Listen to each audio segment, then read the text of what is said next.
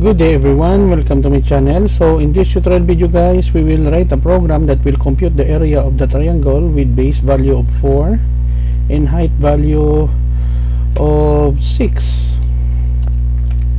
and display the results on the screen using TypeScript programming language. Before we start, I would like to say thank you so much to all my viewers, silent viewers and supporters in my channel. Thank you for watching my videos.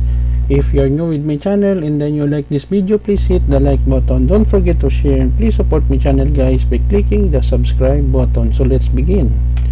So we have here problem, write a program that will compute the area of the triangle with the base value of 4 and the height value of 6 and display the results on the screen. So we have here the solution. We have several comments here, and then I declare a constant base value of 4, constant height value of 6. To calculate the area of the triangle, we have here const area value equals open and close parentheses base value multiplied by height value divided by 2. That's simple. Console log the title of our program, console log area of the triangle in TypeScript base value. Here display the base value of 4, height value of 6, the area of the triangle, whatever the result, end of program, which informs the user that the program has been ended. Don't worry guys, because I will put a link in the video description where you can download the complete source code for free in my two websites. Let us go with our Visual Code Editor, and then we go to the terminal window to run the program. Okay, tsc triangle.ts.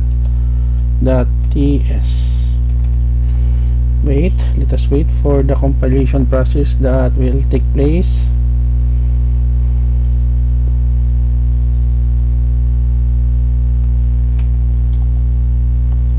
Okay, and then to run node triangle.js. So the area of the triangle in TypeScript, base value 4, height 6, the area of triangle is 12, end of program.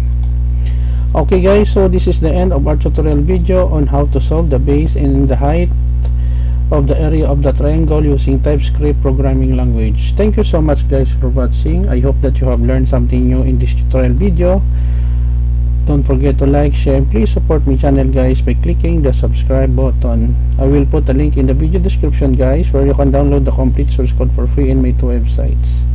See you in the next video tutorial guys. This is your friend Jake saying bye bye for now.